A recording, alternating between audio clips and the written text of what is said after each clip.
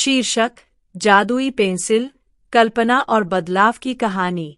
एक बार की बात है, हरी भरी पहाड़ियों और जगमगाती धाराओं के बीच बसे एक विचित्र गांव में मीरा नाम की एक छोटी लड़की रहती थी। मीरा अपनी जीवंत कल्पना और ड्राइंग के प्रति प्रेम के लिए पूरे गांव में जानी जाती थी। वह अपने आसपास की दुनिया का रेखाचित्र बनाने में घंटों बिताती थी, अपने सपनों में देखे गए रंगों और जादू को जीवंत कर देती थी। एक दिन जब मीरा एक पुराने बाजार में घूम रही थी, तो वह एक छोटी, धूल भरी दुकान पर जा पहुंची, जो गहने और प्राचीन वस्तुओं से भरी हुई थी। दुकान के एक कोने में, पुरानी किताबों के ढेर के नीचे आंशिक रूप से छिपी हुई, उसने एक अनोखी पेंसिल देखी। यह किसी भी ऐसी पेंसिल से अलग थी जिसे उसने पहले कभी नहीं देखा था। इसकी लकड़ी को चमकाने के लिए पॉलिश किया गया था और इसकी लंबाई के साथ जटिल डिजाइन उकेरे गए थे। दुकानदार: आय, यह एक बहुत ही खास पेंसिल है, युवती।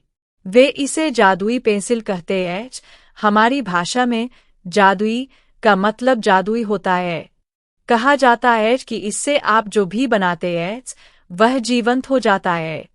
मीरा की आंखें उत्सुकता और उत्साह से चमक उठीं। उसने पेंसिल खरीदने का फैसला किया, भले ही उसे अपनी मामूली बचत के हिसाब से यह थोड़ी महंगी लगी। जब वह घर लौट रही थी, तो उसके दिमाग में ऐसी अविश्वसनीय रेखाचित्र बनाने की संभावनाएं घूम रही थी जो वह बना सकती थी।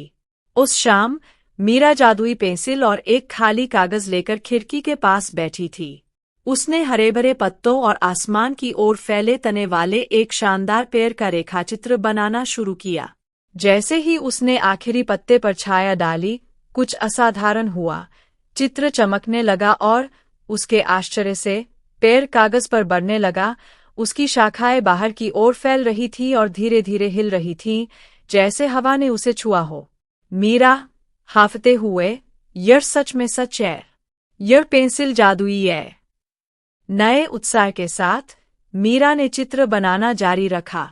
उसने कागज से बहने वाली एक नदी, एक गांव जहां लोग नाचते और हंसते थे, और सितारों से भरा एक आकाश जो टिमटिमाता और चमकता था, का रेखाचित्र बनाया। प्रत्येक रेखाचित्र जीवंत हो गया, जिससे उसका कमरा आश्चर्य और खुशी से भर गया। लेकिन जैसे जैसे दिन बीतते गए, मीरा को कुछ परेशान करने वाली बात नजर आने लगी। उसका गांव भयंकर सूखे से जूझ रहा था। खेत सूख रहे थे और ग्रामीण अपनी फसलों और पशुओं के बारे में चिंतित थे। मीरा को असहायता का गहरा एहसास हुआ, लेकिन उसे अपनी जादुई पेंसिल याद आ गई। मीरा, शायद मैं उनकी मदद करने के लिए जादुई पेंसिल का इस्तेमाल कर सकती हूँ। दृढ़ निश्चयी मीरा ने भरपूर पानी और हरियाली के साथ एक सुंदर, हरा भरा नखलिस्तान बनाया। उसने ध्यान से जानवरों, फूलों और फलों को जोड़ा, ताकि गांव की विकट स्थिति में थोड़ा जादू लाया जा सके। जैसे ही उसने चित्र बनाना समाप्त किया, नखलिस्तान कागज से उछलकर बंजर जमीन के एक टुकड़े को जीवंत और जीवन देने वाले अभयारण्य में बदल दिया। ग्रामीण आश्चर्यचकित और आभारी: यह एक चमत्कार है, जमीन फिर से फल फूल रही है।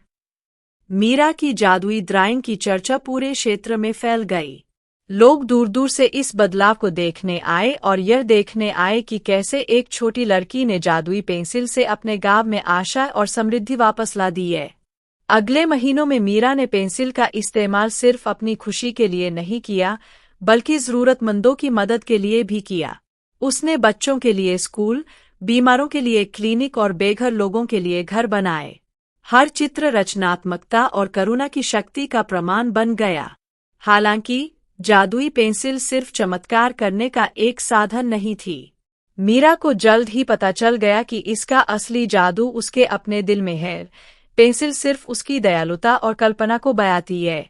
एक दिन मीरा: जादुई पेंसिल, मुझे यह एहसास दिलाने में मदद करने के लिए शुक्रिया कि जादू भीतर से आता है।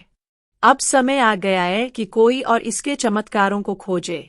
उसने पेंसिल को पुराने बाजार में वापस कर दिया, जहां यह एक नए मालिक की प्रतीक्षा कर रही थी जो अपने अनोखे तरीके से इसके जादू का इस्तेमाल करेगा।